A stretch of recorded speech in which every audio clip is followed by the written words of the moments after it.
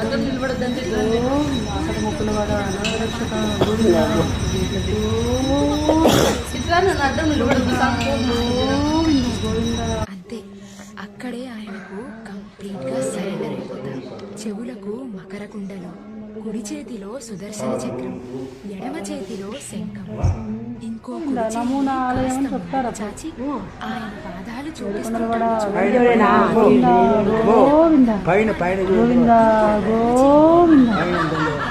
అభయమిస్తుంటుంది. కుడి ఎద మీద లక్ష్మీదేవి, ఎడమ ఎద మీద పద్మావతీదేవి.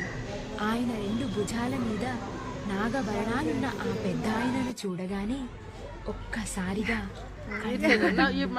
నరాల్లో ఉత్తేజం, ఒంట్లో ధైర్యం, ఎదలో హాయి వచ్చేస్తాయి.